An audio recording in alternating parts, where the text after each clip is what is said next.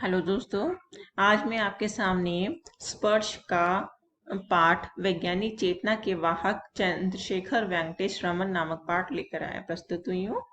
ये पाठ एक प्रकार से जीवनी है।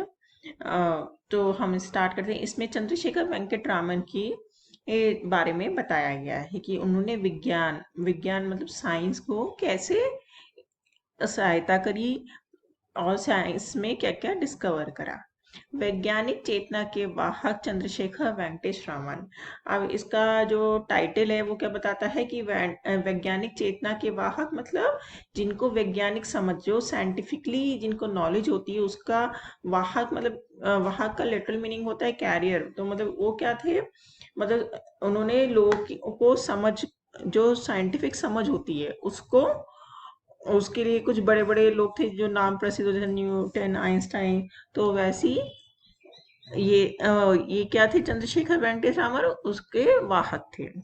पेड़ से सेब गिरते हुए तो लोगों ने सदियों से देखते आ रहे हैं, मगर गिरने के पीछे रहस्य को न्यूटन से पहले कोई और समझ नहीं पाया। अब इसमें कह रहे हैं कि आपको पता ही होगा न्यूटन ने क्या करा था। न्यूटन ने ग्रेविटेशनल फोर्स डिस्कवर करा था। वो कैसे डिस्कवर करा था, जब उसने देखा था कि पेड़ के से एक सेब नीचे गिर रहा है, तो उसने ये जाना था कि वो सेब नीचे ही क्यों गिरता है। तो कह रहे हैं पेड़ से सेब गिरते हुए तो लोगों ने सदियों से देखा है, मतलब सदियों मतलब सेंचुरी से लोग देखते चले आ रहे हैं कि पेड़ नीचे गिरता है, मगर गिरने के पीछे रहस्य को न्यूटन से पहले कोई समझ नहीं पाया था। पर कि वो नीचे ही क्यों गिरता है, ये किसने डिस्कवर करा, ये न्यूटन ने करा। ठीक उसी प्रकार विराट समुद्र में नील वर्णीय आभा को भी असंख्य लोग अधिकाल से देखते आ रहे हैं। अब कह रहे हैं ठीक उसी तरह से क्या हुआ कि जो बहुत विराट समुद्र मतलब जो समुद्र क्या होता है, बहुत बड़ा होता है, कि नील वर्णीय आभा, जो नील मतलब ब्लू कलर का, आभा मतलब जो रोशनी होती है, वो भी असंख्य लोग आदिकाल से मतलब बहुत असंख्य मतलब अनकाउंटेबल लोग कब से देखते आ रहे हैं, आदिकाल मतलब आदि मतलब एशियंट टाइम से देखते चले आ रहे हैं। मगर इस आभा के पड़े रहस्य के पर्दे को हटाने के लिए हमारे समक्ष उपस्थित हुए सर चंद्रशेखर वेंकटेश रामन। और पर वो कह रहे हैं कि मगर इस आभा पे पड़े रहस्य, आभा मतलब कौन सी आभा की, मतलब समुद्र नीला क्यों होता है, इस रहस्य मतलब मतलब इस रीजन को जानने के लिए ये हमारे सामने कौन आए, चंद्रशेखर वेंकटेश रामन। बात सन 1921 की है। किस ईयर की बात बता रहे हैं, 1920 की, जब रामन समुद्र यात्रा पे थे। समुद्री यात्रा में मतलब कि वो किसी जहाज से ट्रेवल कर रहे थे। जहाज के डेक पर खड़े होकर नीले समुद्र को निहारना प्रकृति प्रेमी रामन को अच्छा लगता था। वे क्या कर रहे थे, डेक पे खड़े होकर निहारना मतलब देख रहे थे, ऑब्जर्व कर रहे थे, प्रकृति मतलब नेचर के प्रेमी थे वो। वह समुद्र की नीली आभा को घंटे खोए रहते थे। अब वो ब्लू कलर उसको देखते रहते थे और देखते रहते थे। लेकिन रामन केवल भावुक प्रवृत्ति प्रेमी नहीं थे, उनके अंदर एक वैज्ञानिक की जिज्ञासा भी उतनी सशक्त थी। अब इसको क्या कह रहे हैं कि वह ऐसे नहीं थे कि बस नेचर है तो उसको देखेंगे हाउ ब्यूटीफुल और ये सब चीजें, नहीं।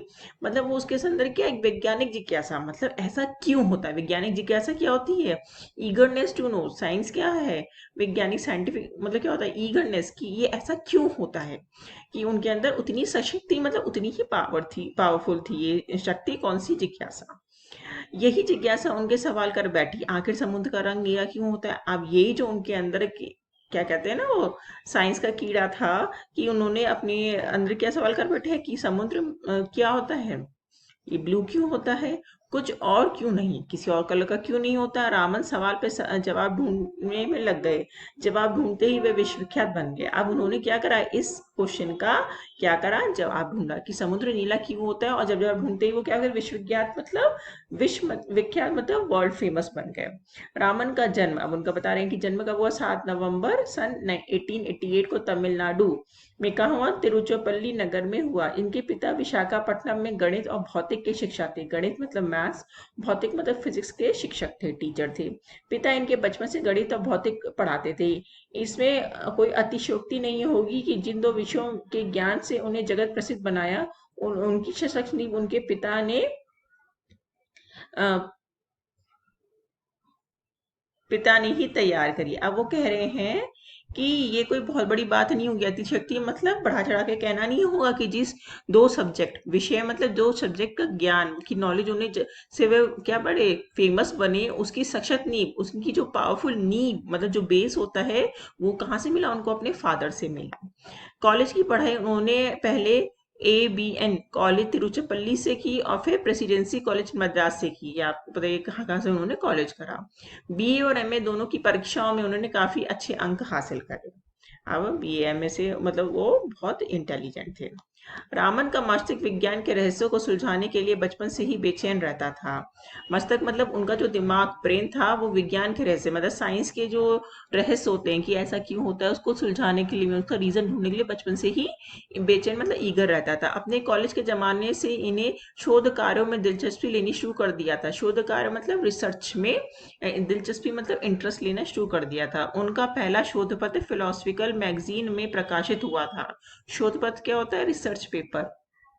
जो उनका पहला रिसर्च पेपर था वो कौन सी मैगजीन में हुआ? फिलोसफिकल मैगजीन में प्रकाशित पब्लिश हुआ। उनकी दिली इच्छा तो ये थी कि वे सारा जीवन शोधकर्ताओं को ही समर्पित कर दें। मतलब वो उनकी मतलब उनका क्या इंटरेस्ट था, शौक था कि वे शोध कार्य है जो रिसर्च वर्क में उसमें ही अपनी लाइफ दे दें। मगर उन दिनों शोध कार्य को पूरा समय के लिए कैरियर में रूप अपनाने का कोई खास व्यवस्था नहीं थी। पर उस टाइम क्या थी कि जो रिसर्चर होते हैं, जो साइंटिस्ट होते हैं, उनके लिए इतनी मतलब अच्छा इंतजाम नहीं था, व्यवस्था मतलब थी मतलब इक्विपमेंट्स मतलब चीजें नहीं थी। प्रतिभावान छात्र सरकारी नौकरी की ओर आकर्षित होते थे। प्रतिभावान मतलब जो इंटेलिजेंट स्टूडेंट होते थे वे गवर्नमेंट नौकरी जॉब के लिए अट्रैक्ट होते थे। रामन भी अपने समय में अन्य सुयोग छात्रों के भांति भारत के सरकार के लिए वित्त विभाग में अफसर बन गए। अब वो इंटेलिजेंट तो थे ही, तो वित्त विभाग क्या होता है? इनकम टैक्स ऑफिस में क्या बन गए? भांति मतलब सारे इंटेलिजेंट स्टूडेंट की तरह वह वित्त विभाग में अफसर बन गए। उनकी तैनाती कलकत्ता में हुई और कहाँ पोस्टेड हुए? कलकत्ता में। कलकत्ता में सरकारी नौकरी के दौरान उन्होंने अपने स्वाभाविक रुझान को बनाए रखा। अब उनका स्वाभाविक रुझान क्या था? साइंस की ओर। साइंस में भी क्या थी? रिसर्च। दफ्तर से फुर्सत पाते ही वे लौटते हुए बहू बाजार आते। अब कलकत्ता में जो एक बहू बाजार है वो कह रहे हैं कि जैसे ही उनको खाली ऑफिस से टाइम मिलता तो उस वहां पर आते, जहां Indian association for the cultivation of science की प्रयोगशाला थी। अब वहां पे प्रयोगशाला क्या मतलब? लैब थी। तो वहां पे आते। यह अपने आप में अनूठी संस्था थी। अनूठी संस्था थी, अपने आप में एक स्पेशल चीज थी, जिसे कलकत्ता में एक डॉक्टर महेंद्र लाल सरकार ने वर्षों से कठिन मेहनत और लगन के बाद खड़ा किया था। और ये जो प्रयोगशाला थी, जो लैब थी, किसने स्टेब्लिश करी थी? डॉक्टर महेंद्र लाल सरकार ने, वर्षों मतलब बहुत ईयर्स की मेहनत के बाद। इन संस्था का उद्देश्य था कि देश में वैज्ञानिक चेतना का विकास करना। और उस संस्था का उद्देश्य मतलब एम क्या था इस लैब का? कि हमारे देश में जो वैज्ञानिक मतलब जो साइंटिफिक चेतना मतलब जिनके अंदर साइंस की ज्यादा समझ होती है, उनको और इम्प्रूव करना, विकास करना मतलब और ग्रो करना। अपने महान उद्देश्यों के बावजूद इन संस्था के पास साधनों का नितांत बहाव था। अपने महान उद्देश्य मतलब इनका एम तो बहुत अच्छा था, पर इस संस्था के पास, इस ऑर्गेनाइजेशन के पास क्या था? साधनों मतलब जो इक्विपमेंट्स होते हैं उनका अभाव था। नितांत मतलब बहुत अभाव था। रामन इन संस्था की प्रयोगशाला में काम चलाऊ उपकरणों को इस्तेमाल करते हुए शोध कार्य करते। अब इस संस्था में ऑर्गेनाइजेशन में क्या करते? प्रयोगशाला मतलब जो लैब होती है उसमें काम चलाओ मतलब बहुत अच्छा काम नहीं होता था, मतलब ठीक ठीक उपकरणों से जो इंस्ट्रूमेंट थे उनका इस्तेमाल करते हुए शोध कार्य करते मतलब रिसर्च करते। ये अपने आप में आधुनिक हठयोग का उदाहरण था। हठयोग मतलब इनका कहने का मतलब है कि वो वहां पर व्यवस्था अच्छी नहीं थी, उपकरण नहीं थे, फिर भी वो क्या थे? हठयोग मतलब उनके अंदर एक जिद थी कि मुझे साइंस, एक इंटरेस्ट था, इसलिए वो वहां पे जाते थे। जिसका एक साधक दफ्तर में कड़ी मेहनत के बाद बहू बाजार के इस मामूली सी प्रयोग में प्रयोगशाला में पहुंचता और अपनी इच्छा शक्ति की जोर से भौतिक विज्ञान की समृद्धि बनाने का प्रयास करता। और ये कह रहे हैं कि जिससे अब ये एक उनकी जिद्दी ही तो थी, जिसके साथ एक साधक दफ्तर मतलब एक अच्छे खासे दफ्तर मतलब ऑफिस में कड़ी मेहनत के बाद वो क्या करते थे? बहू बाजार में उस लैब में आते थे। मामूली सी मतलब नॉट वेरी बिग मतलब प्रयोगशाला लैब में पहुंचते थे और अपनी इच्छा शक्ति की और जोर से भौतिक विज्ञान मतलब फिजिक्स की को समृद्ध बनाने का प्रयास करते हैं। ठीक है। उन्हीं दिनों वे वाद्य यंत्र की ओर आकृष्ट हुए। उन्हीं दिनों मतलब जब ये रिसर्च कर रहे थे। वाद्य यंत्र क्या होते हैं? Instrument, musical instrument. वाद्य म्यूजिकल इंस्ट्रूमेंट जैसे सितार, ये सब चीजें जो होते हैं, वे वाद्य यंत्र की ध्वनियों के पीछे छिपे वैज्ञानिक रहस्य की परतें खोलने का प्रयास कर रहे थे। अब उनका दिमाग गया कि ये जो इंस्ट्रूमेंट होते हैं कि इनकी ध्वनियां जो साउंड आती है कैसे आते, रहस्य मतलब उनको खोलने का प्रयास कर रहे थे। इस दौरान उन्होंने अनेक वाद्य यंत्रों का अध्ययन किया, जिनमें से देशी और विदेशी दोनों प्रकार के वाद्य यंत्र थे। अब उन्होंने इंडियन और इंटरनेशनल जो भी बाहर के जो होते थे यंत्र इंस्ट्रूमेंट, उनकी और रिसर्च करनी शुरू करी। वाद्य यंत्र पे किए जा रहे शोध कार्यों के दौरान उन्होंने अध्ययन के दायरे में जहां वायलिन, चेलो या पियानो जैसे विदेशी वाद्य आए, वहीं वीणा, तानपुरा और मंदग्रम पर भी उन्होंने काम किया। अब ये इंस्ट्रूमेंट बता रहे हैं, ये तो बाहर के थे, आपको पता ही है, वायलिन, पियानो ये सब बाहर के हैं, और हमारे इंडिया के क्या है, वीणा, तानपुरा। उन्होंने वैज्ञानिक सिद्धांतों के आधार पर पश्चिमी देशों की इस भांति को तोड़ने की कोशिश की कि पाकिस्तान विदेशी वादों की तुलना में घटिया है। अब ये कहा जाता था कि पहले उस टाइम तो अंग्रेजों का राज होता था, ये कहा गया था कि बाहर के जो इंस्ट्रूमेंट है वो ज्यादा अच्छे हैं और इंडियन क्या है, घटिया मतलब बेकार है, पुअर क्वालिटी के हैं। तो उन्होंने इस भांति मतलब इस भ्रम को तोड़ा कि ऐसा नहीं होता है। वाद्य यंत्रों की कंपन के पीछे छुपे गणित पर उन्होंने खासा अच्छा काम किया और अनेक शोध पत्र को प्रकाशित किए। अब उन्होंने इन इंस्ट्रूमेंट के कंपन कंपन मतलब वाइब्रेशन के पीछे छुपे गणित, उसके पीछे जो मैथ्स होती है उसको अच्छा खासा काम किया, मतलब रिसर्च करी और शोध पत्र, अनेक रिसर्च पेपर प्रकाशित किए, मतलब पब्लिश किए। उस जमाने के प्रसिद्ध शिक्षा शास्त्री सर आशुतोष मुखर्जी को इस प्रतिभावान युवक के बारे में जानकारी मिली। अब किसको पता लगा इनके बारे में? शिक्षा शास्त्री सर आशुतोष मुखर्जी। उन्हीं दिनों कलकत्ता विश्वविद्यालय के प्रोफेसर का नया पद सृजित हुआ। अब क्या हुआ, कलकत्ता में वो थे, कलकत्ता में विश्वविद्यालय में द यूनिवर्सिटी के प्रोफेसर का नया पद सृजित हुआ, मतलब एक पोस्ट आया। मुखर्जी महोदय, आशुतोष मुखर्जी जो थे, ने रामन के समक्ष प्रस्ताव रखा। अब उन्होंने उसको क्या दिया, प्रस्ताव मतलब प्रपोजल दिया कि वे सरकारी नौकरी छोड़ के कलकत्ता विश्वविद्यालय के प्रोफेसर का पद स्वीकार कर लें। उन्होंने कहा कि आप वो नौकरी छोड़ दें और क्या करें, प्रोफेसर की पद ले लें। रामन के लिए ये एक कठिन निर्णय था, डिफिकल्ट डिसीजन था। उस जमाने के हिसाब से वे अत्यंत प्रतिष्ठित सरकारी पद में थे। इनकम टैक्स ऑफिसर ऑब्वियसली क्या है, एक बहुत अच्छी रेप्यूटेड जॉब है, जिसके साथ मोटी तनख्वाह, अच्छी मोटी तनख्वाह मतलब गुड सैलरी, हैंडसम सैलरी, और अनेक सुविधाएं जुड़ी होती हैं, मतलब बहुत सारी फैसिलिटीज मिलती हैं।